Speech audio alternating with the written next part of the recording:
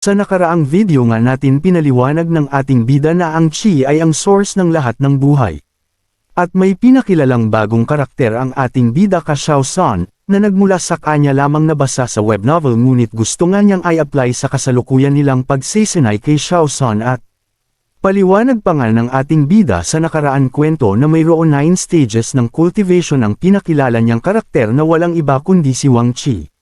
At napagpayahan nga ng ating bida na subukan nga ang mga nalalaman niya sa mga nababasa lamang niya at susundan nila ang tinahak ng pagsesenay ni Wang Chi sa kwento. Ano-ano nga ba ang magiging malaking parte ni Wang Chi sa istorya at paano babaguhin ng ating bida ang mga bagay-bagay? Sa pagpapatuloy nga ng ating kwento, isang malamig at kalmadong kapaligiran at maliwanag na bumabalot sa kalupaan ang nanggagaling sa liwanag ng malaking buwan ang bubungad nga sa atin. At makikita nga natin ang tagpo na nasa malalim na pag-iisip si Xiao San habang nahahiga ito sa damuhan at pinapakiramdaman ang halimuyak ng malamig na hangin at sobrang katahimikan ang bumabalot sa kapaligiran, at ang iniisip nga ni Xiao San ay tungkol pala sa mga nakwento ng ating bida sa kanya at reaksyon pa nga ni Xiao San dito. Ang mga nasabing mga lesson sa akin ng aking Panginoon lubos ko talagang hinahangaan yun. Dagdag pa nga ni Xiao San na, sobra akong nababagabag kung ano na ang mangyayari kay Wang Chi. Tinutukoy nga ni Xiao San ang nakwentong malakas na individual sa nabasa nitong web novel, na wala naman kaalam-alam si Xiao San dito. At patuloy pa nga itong nagmuni-muni habang pinagmamasdan ng kalmadong kalangitan at dagdag pa nga ni Xiao San sa kanyang sarili na, ganun pala ang pagiging immortal cultivator ay hindi talaga ito biro na basta-basta muna lang ito matutunan, at hindi rin ito para sa lahat. Parang kayo hindi kayo para sa isa't isa kaya magising ka na sa katotohanan. Iniisip pa nga ni Xiao San na, katulad ni Wang Chi na lumakas pwede rin kayang mangyari sa akin yun. At ano naman kaya ang pakiramdam na nasa immortal level ka ni Xiao San sa kanyang isipan at sabi pa nga niya naglakbay ako ng sobrang layo at dahil ko inaasahang mapadpad dito mukhang nakatadhana na ba't alaga kaming mag-meet ng aking Panginoon. At natatakot akong mabaigo lang sa akin ng Panginoon baka naman wala akong kakayahan at masayang lamang ang mga ituturo sa akin pa nga ni Xiao San na lubos aalala sa kanyang sarili. At pinakita na nga ang eksena na kung paano tinuturan si Xiao San ng ating bida ito'y pala ay kasama sa iniisip ni Xiao San at patuloy pa nga niyang sinasambit na, tanggap ko na napaka-stricto ang pagtuturo ng aking Panginoon pero alam ko naman bakit niya yun ginagawa ni Xiao San dagdag pa nga rin niya di lang niya ko talaga tinuturan ng maayos kundi kasama ang kaisipan lalo na ang katawan ko sa pinapatibay niya. At sobrang lalim at lawak ang alam niya na dahil ko naisip na ganun pala dapat yun nasabi na nga ni Xiao San. At dagdag pa nga ni Xiao San habang pinapakita ang figure ng ating bida na, sa talang buhay ko ngayon palang ako nakatagpo ng ganitong kalakas at may malawak na kaalaman sa lahat ng bagay, dahil ko inaasahan na makakatagpo ako ng totoong Diyos, at sa mga sinasambit ng aking Panginoon grabe talagang isa lang akong langgam na walang kakayahan pero iba aking nararamdama katulad sa nakwento ng aking Panginoon na si Wang Chi na isa lamang siyang mortal pero dito ito sumuko, napakasimple lamang itong nasasabi ng akin Panginoon pero alam ko may malalim itong kahulugan at dahil ko pa ito lubos na nauunawaan nga ni Xiao San sa kanyang sarili na lubusan nga niyang iniisip ang mga nasabi ng ating bida sa kanya. Nasabi pa nga ni Xiao San na katulad nga ni Wang Chi, ano kaya ang mga pinagdaanan nito para maging malakas at maunawaan ng lubusan ang malalim na kahulugan ng cultivation. Ibig sabihin ba nun yung pinapagawa kaya sa akin na pagbuhat ng malaking bato para lumakas ang katawan ko ay based din kaya sa ginawa ni Wang Chi? Ito nga ang mga naiisip ni Xiao San habang patuloy pa rin itong nakahiga at inisip nga lahat ng bagay na nasabi ng ating bida sa kanya. Bigla namang napaupo si Xiao San at may natanto, teka lang parang alam ko na oo. Ganun nga ang pinapagawa sa akin ng Panginoon ng dahil ko nalalaman base sa nakwento ng Panginoon dahil ko talaga siya naiintindihan nung nakwekwento ito ng aking Panginoon pero ngayon pumapasok na lahat sa akin isip, ka nga ni Xiao San sa kanyang sarili, na may pagkagulat at ngiti sa kanyang pagmumukha. At naiisip pa nga ni Xiao San habang gulat na gulat pa nga ito sa kanyang pag-iisip na ngayon pa lang nga niya natatanto ang lahat at pumapasok pa lang sa kanyang kaisipan. Mga ito. Kaya naman lahat ng pumapasok sa kanyang kaisipan mga natanto nito ay bigla na lang itong pumikit nag-meditate at meron siyang isang bagay na gustong malaman pa, kung ito ba ay gagana. At pinakita na nga sa eksena sa lalim ng pagmameditate ni Xiao San ay unti-unti nang nagiging ang kanyang aura at unti-unti na nga itong kumakawala sa kanyang katawan na sa mga oras na to ay hindi pa alam ni Xiao San na ganun na lang ang nangyayari sa kanyang katawan. Patuloy pang ang inisip ni Xiao San na ang source of life ay ang Qi. Unawain ito ng lubusan at hayaan kumilos ito sa akin katawan namin ang bawat sandali, pakiramdaman ang lahat na nabubuhay sa kapaligiran. Makikita naman natin sa tagpo na to ay lubos na ngang nauunawaan ni Xiao San ang lahat ng mga nasabi ng ating bida at nagising na nga ang kanyang awara at ito ay palakas pa ng palakas. Nasabi pa nga ni Xiao San habang nasa malalim na meditation, ang pagkontrol ng bagay-bagay na galing sa Qi at pati ang yin at yang pati ang pagbuo ng mga bagay-bagay at pagkontrol ng mga nilalang sa mundo at ang pagkabuhay muli ng paulit-ulit ito pa lang ang pakiramdam ng Qi at possible nga ang lahat na sasabi ni Xiao San habang ramdam na niya ang mga aura na bumabalot sa kanya. At hamin na nga ito para namin ang mga nararamdaman nito na isip nga ni Xiao San na, ganito pala siguro ang pakiramdam. Mukhang Daiko na naman na mamalayan na naktulog na yata ako pero hindi totoo ba to ang lamig na nagiging maligamgam at totoo ba ito paulit-ulit sinasabi ni Xiao San hanggang sa ito ay minulat na nga ang kanyang mga mata para kumpirmahin kung nanaginip ba siya o ano ang kanyang di mapaliwanag na nararamdaman. Gulat na nga talaga ito at di pa rin naniniwala sa mga nakikita nito na wala nang iba pang nasasabi dahil sa kanyang mga nakikita. At napasigaw na lang na totoo, grabe nagtagumpay akong unawain. At ganun na lang ang kanyang tuwa at pananabik at meron siyang gustong subukan, at tuwang-tuwa nga ito sa kanyang nagawa na makapagpalabas ito ng isang maliwanag na bilog na oras sa kanyang mga kamay at nasabi na lang niya na, grabe alam kong natatakot ang Panginoon na dahil ko ito mauunawaan at maiintindihan kaya naman mas pinababaw niya at dinan niya ito sa isang kwento para maunawaan ko ito at main part sa akin ang cultivation method na more engaging pa. At lubos na ngang natutuwa si Xiao San sa maganangyayari na sabi pa nga din ito na Panginoon salamat po ng sobra opo dahil ko po talaga agad na unawaan habang sinasabi po ninyo ito patawad na matagal ko itong naunawaan pero ngayon unti-unti ko nang nalalaman sobrang natutuwa ako at papasalamat po ko ng sobra sa inyo alam ko pong kulang pa kaya mas pagbubutihin ko pa ika ni Xiao San sa kanyang sarili na proud sa ating bida na lubos nga din itong nagpapasalamat. Nasabi pa nga ni Xiao San habang nararamdaman ko po ito ang san sa sayo na ito mas uunawain ko pa ito ng mas mabuti at mas papalawaken ko pa ang nalalaman ko dito kaya naman bumalik sa pagmameditate si Xiao San para nga mas maunawaan pa niya ng lubos ang mga nasasabi nito. Tuluyan na nga napunta sa malalim na pangunawa si Xiao San at sarap na sarap nga ito sa kanyang nararamdam na tila napunta ito sa ibang mundo sa pakiramdam na ta. Patuloy pa hanggang nagme-meditate si Xiao San at ngayon ay unti-unti na din niyang nakokontrol ang kanyang aura at nagagawa na nga niyang palabasin ito ng mas malakas at makiaayon sa kapaligiran. Sa ginagawa nga ni Xiao San ay sabi nga niya na sarap ng ganito ayaw ko nang tigilan pa. Patuloy ngang nagme-meditate si Xiao San at patuloy nga din ito sa pagpapasalamat sa ating bida na kung di dahil sa kanya ay di niya mararanasan ang mga ito. At di na nga pigilan ni Xiao San sa paglinang niya ay sumabog na nga ang matinding liwanag sa isla. Nasabi na nga ni Xiao San na ano ba tong nararamdam ko grabe sarap sa pakiramdam para anggan ng mga katawan ko. Ang napapansin pala ni Xiao San ay unti-unti na nga din itong umaangat talaga sa kanyang kinalalagyan dahil sa mga nauunawaan nito pagdating sa Qi. Lubos nga itong natutuwa at nasabi na lang niya kulang pa ang pangunawa ko kaya naman bukas na bukas din ipapakita ko ito sa aking Panginoon alam kong magugulat yun pag nalaman niya ito. Ika ni Xiao San na super excited na nga ito. Muli ngang pinakita ang isang piece ng chessboard na tila lumiliwanag ito at nagre-representa ito kay Xiao San na tila nga ito ay nag-awakening.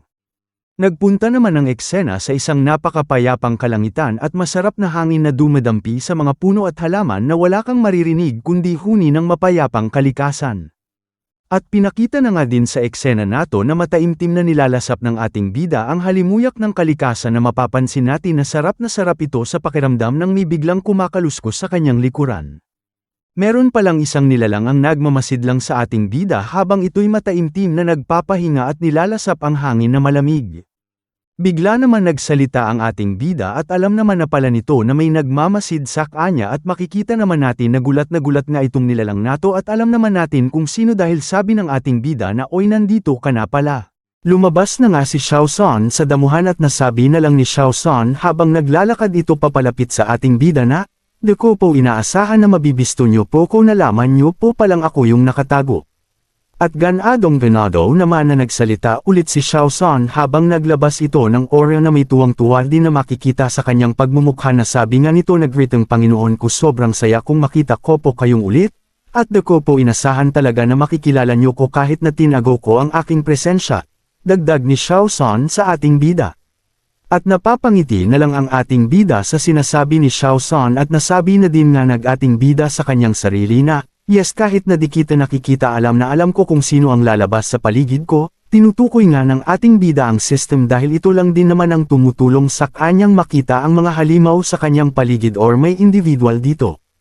At nasabi pa nga ng ating bida dagdag niya sa kanyang sarili. Wow, ang tuno ng kanyang boses ay kakaiba, mukhang punong-puno ito ng kasiyahan, pagiging confidence dito. Bigla naman tumayo ang ating bida sa pagkakaupo niya sa malaking bato, at paarap na nga din ito kay Xiao San na may pagngiti na makikita sa kanyang pagmumukha. Tuluyan na ngang nakaharap ang ating bida kay Xiao San at nagsalita naman ulit si Xiao San na, ibang klase kat alaga Panginoon ko, walang pwedeng itago po sa inyo, napakatalas talaga ng pakiramdam nyo ika ni Xiao San at nasabi naman ng ating bida na, mukhang may kakaiba sa'yo ngayon at mukhang napakaganda nito, ika nga ng ating bida kay Xiao San.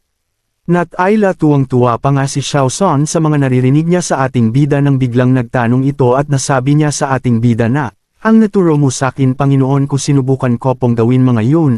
At dako po maintindihan ano po yung kakaibang aura na naramdaman ko po nung sinubukan kong palabasin ito, pasensya na po Panginoon ko, dahil ko po maintindihan sa ngayon ika ni Xiao San sa ating bida na may tuwang-tuwa sa kanyang pagmumukha na tila excited nga talaga pa ito sa mga nangyayari ngayon.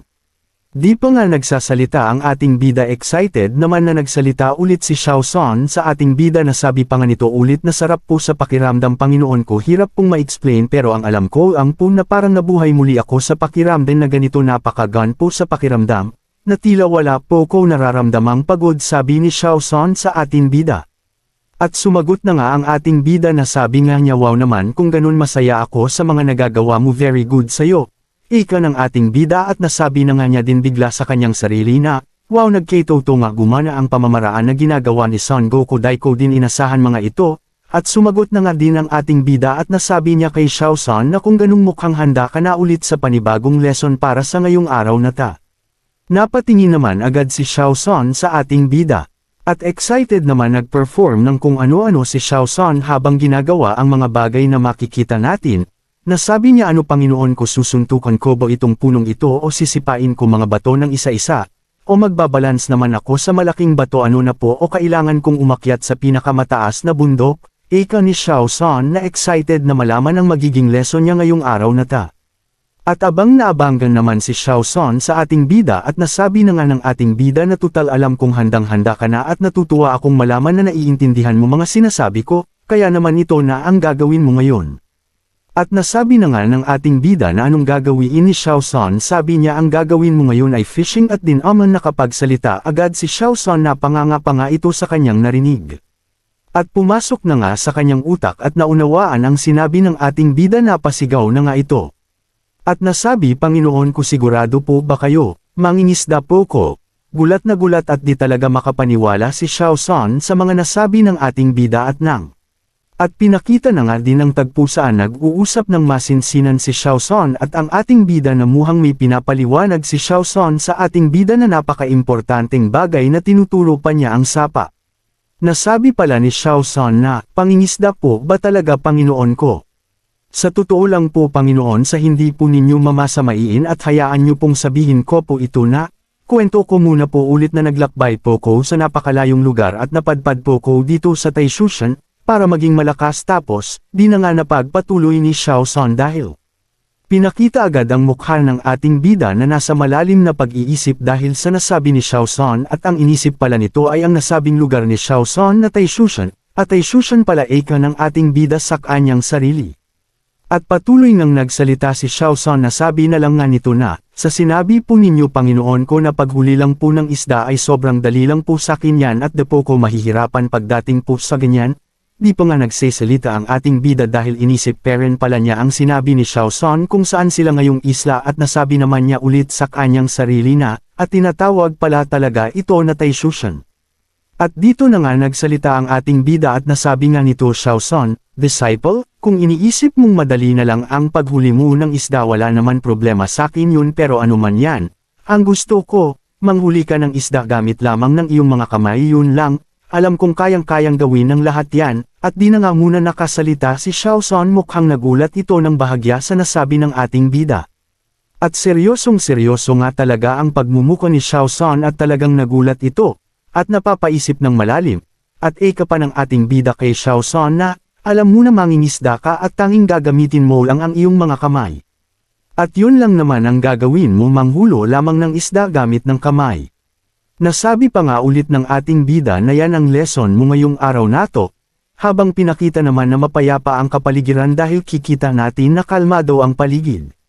Nasabi pa nga ng ating bida na, ngunit kung hindi mo kaya bakit pa kita pipilitin pa, kung ayaw mong gamitin kamay mo bahala ka, pwede mong gawin anong gusto mo kung gagamit ka ba ng panghuli o ano pa man maisip mo, eka ng ating bida na mukhang may gusto naman sabihin na si Xiao San.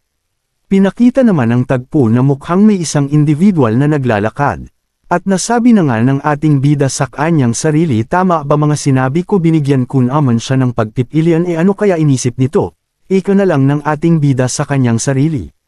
At ang naglalakad naman pala kanina ay si Xiao San na humakbang ng malayo para makapag-isip-isip at makikita naman natin na malam ang inisip nito kung anong gagawin niya. Kung mag-stay pa kaya ito o hindi na, ito ang mga katanungan na pumapasok sa kaisipan ng ating bida. At nasabi pa nga niya ulit na tingnan natin ano nang gagawin nito ngayon.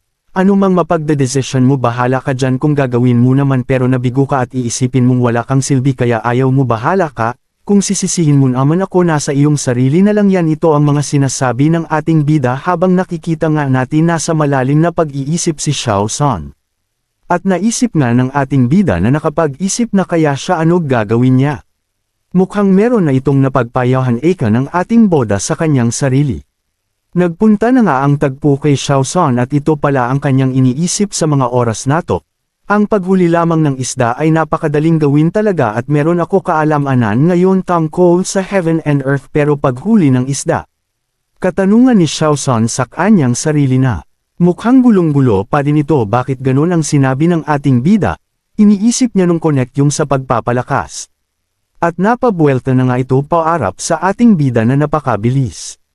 At mukhang nakapag-isip-isip na nga si Xiao San sa ating bida at nasabi na nga nito pagharap pa lang niya, Master, wag po kayong mag-alala, hahanap po ko ng way para magawa mga tinuturo po ninyo.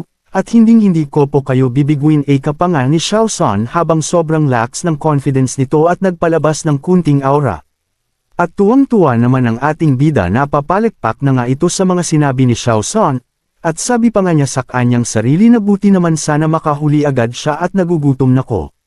Dagdag pa nga ng ating bida para mas maboost pa ang confidence ni Xiao San ay pinapasaya mo talaga ako ng sobrang, talagang karapat dapat kang maging disciple ko, eka ng ating bida. Na excited na din makakain. Dagdag pa nga ating bida na mukhang madali lang itong yutuan pero natutuwa talaga ko sa kanya na napaka-quick learner niya, at nagagawa siya ng paraan para i-apply agad ang mga sinasabi ko, patuloy ng sinasabi ng ating bida sa kanyang sarili habang si Xiao San naman sa mga oras na to ay nagplap-ono na anong mga gagawin nito. At napakalalim naman ang kanyang iniisip at napalingon na lang ito ng mabilisan sa ating bida at nasabi, but there's still one thing na dapat tandaan, eka nito. Pinakita naman ang ating bida sa mga nakita ni Xiao San, nakikita niya nakakaiba talaga ang ating bida sa kanya. Paano ito tingnan ni Xiao San at naisip ni Xiao San na, kailangan kong malaman ang malalim na kahulugan nito, mukhang napakadali lang ito kung tutusin, pero alam kong may gustong malaman ng aking Panginoon ano ang ibig niyang sabihin at ituro dito. Nasabi nga ni Xiao San na napakaseryoso pero di naman niya alam, gutom lang ang ating bida. At pinakita naman nga ulit ang kapaligiran na sobrang kalmado nito at meron pang nagliliparang ibon sa himpapawid. Pinakita naman sa eksena dito na mukhang naglalakad na ang ating bida at may pupuntahan ito at napabuntong na lang ito ng hininga at nasabi na lang nito sa kanyang sarili habang nakayuko na.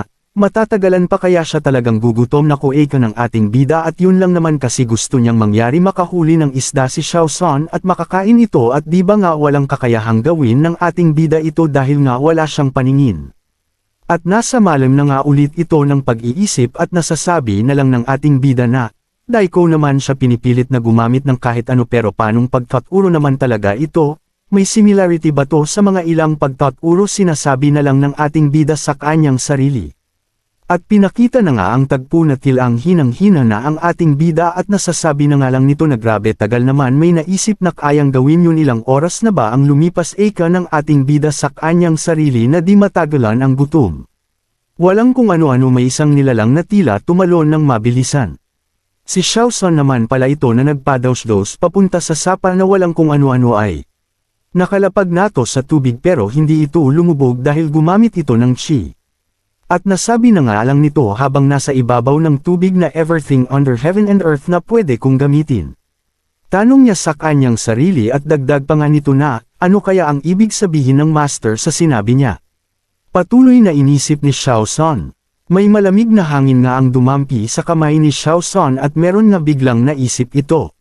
Nasabi nga nito na, magulo pa sa utak ko mga ganito, paano ko naman mapapakita sa Panginoon na magagawa ko ng tama? Ano na ulit kung naisip ko eka ni Xiaosan na biglang nawala sa focus. Nasabi nga agad ni Xiaosan na ay oo tama, yun nga naalala ko na eka ni Xiaosan sa kanyang sarili na tuwang-tuwa. At di na nga nakapagpidyo at hintay, ang ating bida at gutom na nga kasi ito at napagpasiyahan niya na tumayo na at magtungo pabalik kay Xiaosan ngunit biglang napahinto at nabigla sa kanyang napansin.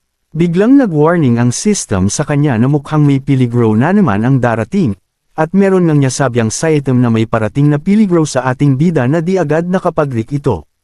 Natanto naman niya agad na bakit ngayon pa, pwede bang sakana na lang, at kabado na nga ito. Pinalandakan pa nga ng system sa ating bida na may halimaw na naman ang papunta sa kanyang location.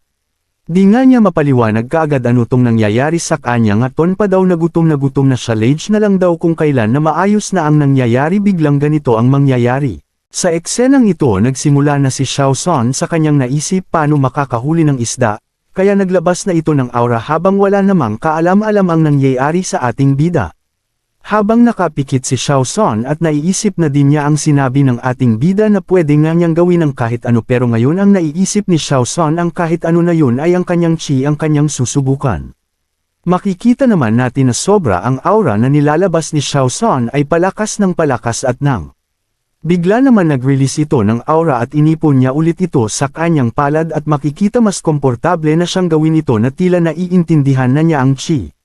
Ngunit sa kabilang banda napunta na nga tayo sa malagim na pwedeng kahinat na ng ating bida dahil habang busy si Xiaosan sa kanyang ginagawa, wala nga talaga itong kaalam-alam ito na ang sasapitan ng kanyang Panginoon ngayon, namamadaling makatas sa humabol sa kanya at makikita natin talaga na hindi ito yung katulad ng una nilang pagkikita ng ating bida at Xiaosan na kahit nakadetect ang system ng halimaw nun ay mabuting halimaw pala si Xiaosan, iba ito sa mga eksena ngayon. At sabi na nga din ng ating bida na wala na siyang magagawa pa. Na pinakita na nga sa eksena kung ito ba talaga ang humahabol sa ating bida. Kung ito nga ay malaking problema talaga at sobrang malaki at mapanganib ito, ginawa na lang ng ating bida ay tumakbo kung saan siya abutan, bahala na daw.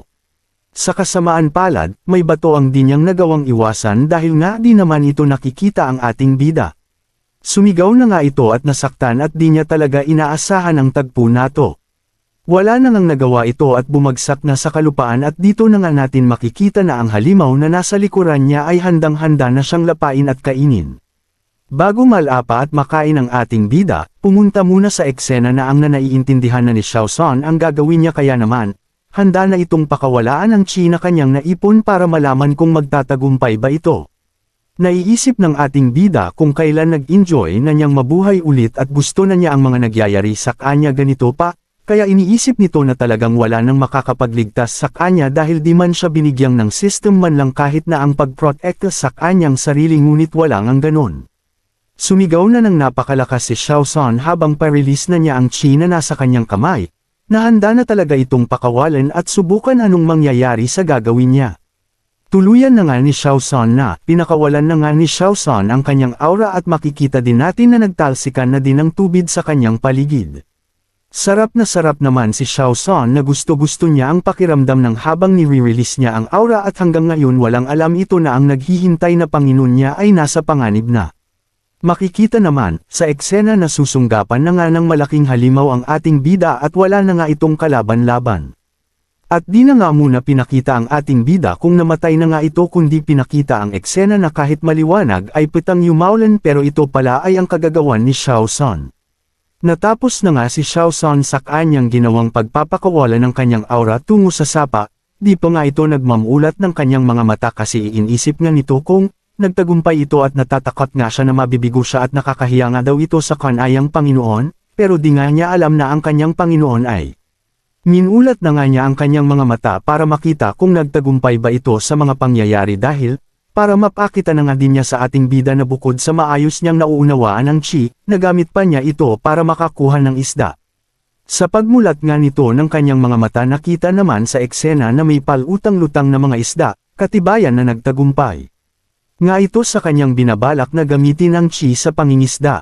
Nagtatalo naman ito sa tuwa dahil, tuwang-tuwang nga ito sa resulta ng kanyang ginawa at sobrang nagpapasalamat din ito sa ating bida na naituro sa kanya ito at lubos na din siyang pakipakinabang ngayon, kaso di pa rin alam ni Xiao San na ang pinapasalamatan niyang individual na ating bida ay nasa peligro nga ito. Pumunta naman ang eksena na sa isang individual na nakatayo sa harapan ng sapa at may hawak ng isang kawayan.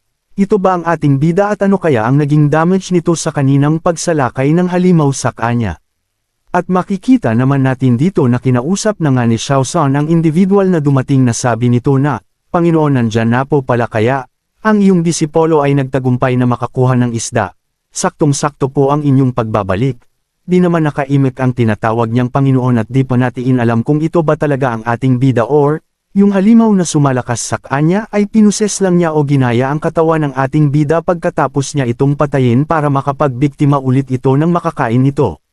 Makikita naman natin na nagsalita na nga ito pero, di natin masasabi rin na kung ito ba ang ating bida dahil parang nakapakalmado ang kanyang mukha, parang walang nangyari lang kanina na pagsalakay sa kanya ng halimaw, at nasabi naman nito ay, mag-alinggang ginawa mo, kanya kay Xiao San, dagdag pa nito, mukhang marami ka nang natutunan. Nung nasabi ng ating bida ang mga katagang yun mukhang meron naman natanto si Xiao San at may naisip or naramdaman ito na kakaiba. At pinakita naman ang tagpo na makikita natin na ito talaga ang ating bida, dahil sa mga itsura nito na galing sa mga dahon na nakasabit diet dahil sa pagmamadali nito. At sabi nga ni Xiao San na, habang tinatawanan, mukhang nagmamadali ka na ng masyado Panginoon ko, saan ka naman nagsusuot at ganyan itsura mo kanito sagot naman ng ating bida na, kalimutan muna at ano itsura ko dahil iyan mo at mag-ihaw at makakain na tayo nagugutom na ko ka ng ating bida at nakakapagtaka nga din paano ito nakaligtas kanina sa pagsakmal ng malaking halimaw sa kanya. At pinakita na nga ang tagpo na nag-iho na nga sila ng isda at makikita natin ang lumalagatok ng kanilang iniihaw na isda na mukhang masarap, kaya nakakagutom na din tuloy. Makikita naman natin na nakayuko ito at may malalim na iniis. Ang iniis pala ng ating bida ay kung paano ito naligtas sa halimaw, ika nga nito na, ngayon napakaswerte ko at nakaligtas ako sa isang malakas na chi, ang nakapagtaboy, sa halimaw, amon pala hindi nagtagumpay ang halimaw na kainin ang ating bida dahil sa isang malakas na ingay na kinatakot ng halimaw, at alam naman natin na ang pangyayari yung ay, nasa kasalukuyan na may ginagawang pangingisda si Xiao San. At nasabi nga ng ating bida na buti na lang pero hanggang kailan na ganito wala na ba akong silbi sa sarili ko, may pagkalungkot at ang baba na ng kanyang tingin sa kanyang sarili at nang. Di na nga nito sinasabi sa kanyang sarili dahil tinawag na nga siya ni Xiao San at luto na nga daw ang kanilang iniihaw at pwede na tong kainin. At nagulat nga ang ating bida sa mga narinig nito, talagang lumilipad ang kanyang isip. At sabi na nga ni Xiao San na kaya naman dai ko ito pwedeng kainin agad dapat ang kakain ay ang master. Kanito kaya sabay na ang, inabot ang isda sa ating bida at nagpasalamat na lang ito. Di pa nga kumain ang ating bida dahil pinagmamasdan niya lang si Xiao San habang nilalantakan na ang isda, habang nilalantakan nga ni Xiao San ang isda na kanilang nakuha at inihaw, nasabi na nga ng ating bida na, kumain ka lang ng kumain Xiao San. Kaya naman napatigil si Xiao San sa kanyang ginawang pagkain at napatingin agad ito sa ating bida, at nasabi pa nga ng ating bida kay Xiao San na, bukas din Xiao San, maghanda ka dahil ang training na gagawin natin ay magiging mas mahirap at pahirap pa.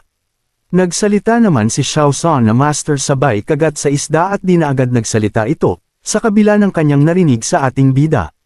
Nabigla naman ang ating bida na, sa reaksyon na nakikita niya kay Xiao San at nasabi nito na wag po kayong mag-alala, at mula nga dyan. Kaya naman palang gulat na gulat ang ating bida dahil nag-release si Xiao San ng nakakatakot na aura at nasabi pa nga nito, Panginoon wag kang mag-alala, at di kita bibiguin at ang mas mahirap na training mas nagiging excited ako. Sa eksena na nga ito pinakita na ang isang maaliwalas na panahon at mapapansin din natin na may mga naglalakihan nga na mga bato, mukhang dito binabalak ng dalawa ang pagsisinay na gagawin ni Xiao San. At pinakita na din sa eksena na ito ang dalawang ibon na tila nagbibigay ng regalo at ang sweet ng dalawa, kaya mapapasana all ka na talaga. Naglalakad na din ang ating bida patungo sa lugar kung saan sisimulan na ni Xiao San ang mas mahirap pang pagsisinay. Talagang sinimulan na nila ang matinding pagsisinay dahil kikita naman sa pagmumuko ni Xiao San na lubusan na din itong pinagpapawisan dahil nahihirapan na nga ito.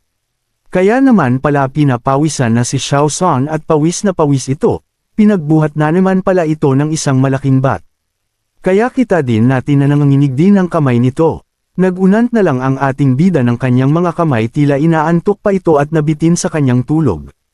At biglang may narinig itong kakaibang tunog, na tila may kakaiba sa mga nagaganap sa dakong ayon. Kaya naman napatigil ang ating bida sa kanyang pag-uunat at ensabi niya na, ano ba yung kakaibang tunog na yon, saan ba yun nanggagaling eka ng ating bida?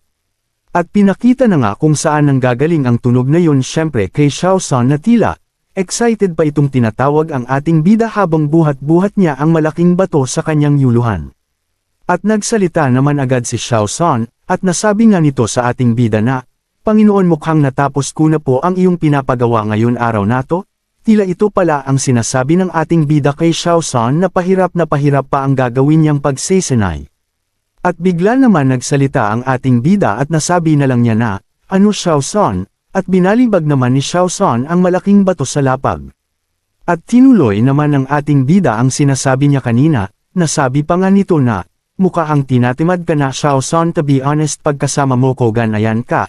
Ika ng ating bida at natulala na lang si Xiao San sa kanyang narinig dagdag pa ng ating bida sa kanyang isip na, mukhang ang bilis naman yat ng ginagawa niyang pagsisinay. At nasabi na lang niya ulit kay Xiao San na tapos muna ba talaga ang iyong pagsisinay. Nasabi nga ni Xiao San, Panginoon ang binuhat ko po na bato ngayon ay mas mabigat kaysa sa binuhat ko po dati, at dagdag pa ni Xiao San, kung di pa po yun sige tatakbo pa po ko ng isa pang ikot. At pagkatapos ng sabihin ng ating bida na okay sige mag-iingat ka, biglang nagkaripanatan ng takbo at nasabi din niya, opo salamat po. Nasabi na nga lang ulit ng ating bida sa kanyang sarili, kahit na wala akong kasiguraduhan kung nakomplito ba talaga niya ang kanyang pagtakbo. Pero nagawa pa niyang mas higaitan pa ang pagbuhat sa malaking bato, nagpapakita nga lang ito na sobrang ganda ng nangyayari sa kanya at kumpara naman sa nakaraang buwan, nasasabi ng ating bida ito na may seryoso nga tayong makikita sa kanyang pagmumuka. At pahabol pa nga nasabi ng ating bida, habang pinakita naman ang araw na tirik, ang potential talaga nito ay sobra sa aking iniisip. Pinakita naman ng isang individual na nagbibat-okon nga ang kalupaan habang sa paglalakad nito. At ang may kakagawan pala ng pagbitik-bitik ng lupa ay si Xiao San at nakabalik na nga ito kung saan ang location ng ating bida at nasabi nga nito habang may daladala itong mas malaking bato pa, Panginoon ko nakabalik na po ko. Mukhang wala na lang kay Xiao San ang mga ganitong pagsisinay dahil, madali na lang nito nabubuhat ang mas malaking bato pa at mukhang di pa nakakaramdam ng pagod. Payabang nga na nasabi ni Xiao San na, di ba Panginoon ko, nagawa ko na po lahat. At nagsalita naman ang ating bida at tinawag lang ang pangalan ni Xiao San, at nabigla si Xiao San na patigil ito sa kanyang kakatawa. Sa tagpo nato muling pinangaralan ng ating bida si Xiao San at ganito ang kanyang sinabi, alam mo Xiao San, maganda naman ang pinapakita mo sa pagsisinay, pero wag mong kakalimutan wag maging masyadong mayabang, dahil lamang sa iisang bato na binuhat mo. Seryoso na nga ang mukha ni Xiao San na mukhang napahiya ito ng kaunti. Dagdag pa nga ng ating bida, sa susunod try mong magbuhat ng isang bundok at buhatin ito papunta sa akin, bibigyan pa kita ng oras na dapat magawa mo ito bago mabubos ang sisindihang incense. Talagang nahiya ng kaunti si Xiao San sa kanyang mga narinig, nasabi pa nga ng ating bida bago pa magsalita si Xiao San, yan ang totoong training mo at malaking challenge ngayon ito sa'yo, nasabi na ni Xiao San magbuhat ng bundok. Pwede ba yun? Patuloy pang ang nagsalita si Xiao San at nasabi nito, Panginoon ko sige po pero di po ko sigurado na, di pa nga natapos ang sasabihin ni Xiao Xin biglang. Hinampis niya nagtungkod na kawayan sa lapag at nasabi yes bakit possible bang magawa mo yun? Nasabi ng ating bida kay Xiao San. At nasabi pa nga ng ating bida kay Xiao San na may pangiti ito, kung possible mo tong magawa. Dagdag pa niya, pwede ka nang mahanay sa isang unggoy na magkakaroon ng pangalan sa kalupaan at pwede nang lisanin ito at makilala din ito mula sa kalangitan. Gulat nga si Xiao San sa kanyang mga naririnig at naabi na lang nito na ano po. At bigla naman may nakwento muli ang ating bida tungkol sa nilalang na yon. Nasabi na nga niya na, nung unang panahon, merong isang unggoy ang nagtataglay ng sobrang lakas na kapangyarihan. Pinakita na nga ang tinutukoy ng ating bida na alam naman natin kung sino ito. Patuloy pang ang sinalaysay ng ating bida paano ang ginawa ng individual Nathan paano niya nagawang maging malakas at nagpabago ng lahat, sa kasalukuyan na may nagaganap na digmaan sa kalangitan. Meron itong nakalaban na isang nilalang na kahit na isa wala pang nakatalo dito, at wala nang sumubok na makipaglaban dito sa mahabang panahon ngunit itong unggoy na to walang takot niyang hinarap ito. At nagawa nga nitong masugitan ng walang talong nilalang na ito, pero di pa dyan ang ginawa nito, na ang akala ng lahat ay matutulad lang ito sa mga ibang nakalaban ng malakas na individual na sa kalangitan ngunit. Ginawa niyang lahat at binuhos niya ang lahat ng kapangyarihan niya at di inaasahang nagawa pa nitong magbuhat ng isang dambuhalang bundok, na binato sa kanya ng kanyang kalaban. Di pa nga sila nakontento para laman mapigilan ang unggoy nato, nagsama-sama na ang 5 elementals para mas pahirapan pa ito, at doon na lang nila nagawang mapasuko ito kailangan pa nilang magtulungan kahit nag-iisa ito di nila kinayang kalabanan ng mag-isa lang. Kayang muling sinabi ng ating bida kay Xiao San na, you only carried one stone. Napatanong pa nga, talaga bang mabigat na sayo yan dagdag pa ng ating bida? Nanginig na nga ang kamay ni Xiao San pati ang buong katawan nito sa kanyang narinig mula sa ating bida kaya naman. Napasigaw na lang ito at nasabi nga nito na salamat sa mga sinabi niyo Panginoon lubos ko na po naunawaan, sa mga guidance po ninyo at pag-train ng sakin na mas mahirap pa salamat po, ika ni Xiao San na excited pa nga talaga ito. At nasabi pa nga ni Xiao San habang mabilis na tumalikod sa ating bida na, dahil ko ine-expect na naman ang mga ganitong pagkakataon. At nasabi pa nga ni Xiao San na, grabe ganun kalakas ang unggoy na yun, buhay pa kaya yun hanggang ngayon. Dagdag pa ni Xiao San, gusto ko siyang makilala one day, na umalis na excited at iniisip ang kwento ng ating bida.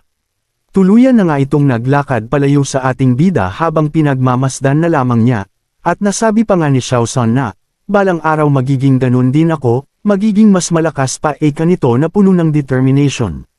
Napangiti na nga lang ang ating bida at nasabi na lang na, sa mundo.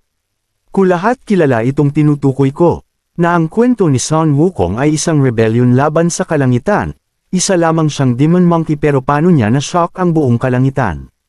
At nasabi na lang nga din ng ating bida na, pero ngayon sa aking little son at ang tinutukoy ng ating bida ay si Xiao San, one day alam ko mangyayari din na magkakaroon ka ng pangalan at uukit din sa kasaysayan, na napapangiti nga itong ating bida. Dagdag pa nito, at gusto ko din masaksihan yun. Dinungad na naman sa atin ang isang maaliwalas na kapaligiran na pag ganito ang panahon ang sarap matulog sa ilalim ng puno habang nasa duyan. Pinakita na din sa eksena na, mataimtim na nagmameditate ang ating Xiao San at mukhang sobrang seryoso nga talaga itong lumalakas at na-inspire talaga siya ng sobra kay Sun Wukong na naikwento ng ating bida sa kanya. Pagkalipa ng ilang oras, natapos na nga ito sa ginagawa nito kaso wala nga daw naging resulta kaya ngayon pinag-iisipan niya ano nang gagawin niya, at nasasabi pa nga ni Xiao San na, ilang beses kun ang paulit-ulit, na mapalakas ang katawan ko kaso dai ko parent kayang I-move itong bundok nato. Naisip naman agad nito na, ayaw kong malaman ng Panginoon ta, ilang araw ng ganito nakakahiya sa kanya, ika ni Xiao San na lubos ngang nag-aalala ito. At may naisip na ngang gawin ulit si Xiao San kaya tatayo na nga ito para gawin ang naisip nito. Kaya naman sinisigaw ni Xiao San na, gagawin daw niya ang lahat para hindi mapahiya ang ating bida, tama na daw ang kakaupo. Umabot pa nga ng ilang araw. Makikita naman natin na mukhang kagigising lang ng ating bida at sarap nga daw at nakatulog ito ng mahimbing, at so refreshing pa nga daw. Ramdam nga niya na sobrang payapa at napakasarap sa pakiramdam ang araw nato. At gulat nga ito biglang may tumawag sa kanya na parang zombie na boses, at nasabi nga lang ng ating bida na Xiaosan ikaw ba yan? At tinanong na nga ng ating bida si Xiaosan na, kamusta naman ang practice mo, Mifayo ilang araw ka na ding nagtra-training. Dagdag pa na tanong ng ating bida kay Xiaosan, at bakit naman ngayon ka lang nagpunta dito? Kaya pala sobrang nalulungkot ang ating Xiaosan dahil sabi nga nito na, nitong mga nagdaan na araw po, bigo po kong pagalawin ang kabundukan. Kaya nahihiya po kong magpakita po sa inyo. At tahimik naman ang ating bida na nakikinig lang. Dagdag pa nito, habang biglang luhod ang ating Xiaosan na, nasagad na po ang makakaya ko at alam ko po sa sarili ko ngayon na hindi na kaya ng nalalaman ko. Kaya naman po hayaan ninyo po kong tanggapin ang kaparusahan na ibibigay ninyo. Ikabiziya-san sa ating bida na sobrang nalulungkot sa kanyang pagmumuka. At sinabi naman ng ating bida, tugon niya na, Xiaosan. Hindi kita paparusahan, makinig ka, nasabi naman agad ni Xiaosan talaga po. Dagdag pa ng ating bida, walang problema kung di mo pa magawa iyon, huwag kang mag-alala di kita paparusahan. At nasabi pa niya sa may nakakatawang tagpo na, ano ba naman akong klaseng master safe kung papagalitin o paparusahan na lang kita agad-agad? Siguro masyadin mong binabadali ang bagay-bagay kaya nakakatulog ka at may naging pagbabaw naman sa iyo ang mga ginagawa mo at parang guilty tuloy si Xiaosan sa kanyang naririnig. Dagdag pa ng ating bida kaya napasabi si Xiaosan na pagpatuloy lang daw ng ating bida ang sinasabi nito at mukhang may natanto. Sabi ng ating bida na, kahit na nagtra-training ka at alam mong di ka nag-progress sa nararamdaman mo sa iyong katawan baka meron ka lang namimos na isang bagay, kay pala nasabi ni Xiaosan na pagpatuloy lang ng ating bida ang sinasabi niya. At nasabi naman ng ating Xiaosan na mas dadagdagan pa doon niya ang sipag niya sa pagtra-training. Mukhang nalilito na si Xiaosan sa sinabi ng ating bida at nasabi nga nito na, Xiaosan baka kulang ka lang sa combat experience. At tanong nga ni Xiaosan na may pagkalito, ano pong combat? Pwede po bang explain po ninyo ng mas malalim, mukhang magkakaroon pa ata sila ng sparring session. At nasabi din ng ating bida kay Xiaosan na, ang learning mga nalalaman mo kailangan yan na ma-combined with practice. Marami ka nang natutunan sa akin, pero di mo pa nasusubukan magkaroon ng totoong combat. Kay, siguro hirap ka ngayon maka-breakthrough at mag-level up, mukhang maglalaban nga si Xiaosan at ating bida sa isang labanan. At nasabi nga ni Xiaosan, sa mga narinig nito mula sa ating bida na, ganun po pala yun, ngayon alam ko na at naiintindihan ko na po. Sa eksenang ito magkakaroon na ng labanan, at sasabihin na ng bida saan nila gagawin ang paglalaban na ito, nasabi ng ating bida na, Xiaosan simula bukas. Makikipaglaban ka sa mga halimaw sa kagubatan, at maraming mga halimaw dito sa island kaya perfect ito para matest at sa training mo. Kala natin maglalaban na ang master versus disciple. Dagdag pa ng ating bida, Xiaosan pero ito tatandaan mo. Kung alam mong di ka mananalo okay lang yun tumakbo ka at nawalang nakakahiya doon. Ito na nga ang paalala ng ating bida kay Xiaosan na seryoso sa pakikinig sa ating bida. At mukhang nalulungkot pa ang ating Xiaosan dahil makikita naman natin dito nalito pa rin ito at nalulungkot. Nasabi nga nito na, opo pero may tanong pa po ko kung okay lang po. Kaya pala wala siyang kahit isang alam sa combat technique. Kaya yumuko ito at humingi sa ating bida na turuan siya nito. Para nga daw mas ma-develop pa daw niya ng maayos ang kanyang pag-training, at hindi na daw siya mabibigo pa sa pagkakataon na ito. Nasabi pa nga niya na nag-training na daw siya ng matagal pero alam nga daw talaga niya sa sarili na sobrang kulang pa, at marami pa daw siyang kailangan na ma-develop sa kanyang sarili. At napayuko at napaisip naman ang ating bida sa mga nasabi ni Xiaosan. Nasabi nito na, teka lang ano kayang pwedeng maituro kong moves. Sa kanyang pag-isip-isip mukhang may naisip na ang ating bida na pwedeng maituro kay Xiaosan. Sobrang natutuwa na nga ang pagmumuka ni Xiaosan dahil, may naisip na nga ang ating bida at nasabi nito na. Sige makinig ka Xiaosan, meron akong simple teknik, tanong gusto mo bang matutunan ito? At sagot naman ni Xiaosan gusto ko po matutunan yan. Dumaan na nga ang kinabukasan sa may kakahuyan. At makikita naman natin si Xiaosan dito na handang-handa na nitong subukan ang bagong teknik na tinuro sa kanya ng ating bida. Habang nakatingin ito sa kabundukan naiisip nga nito anong teknik ang sinabi ng ating bida, Nasabi nga ni Xiao San sa kanyang isip na, Spirit Energy Wave, paano ko gagawin yun? Energy. Inisip ni Xiao San nang bigla.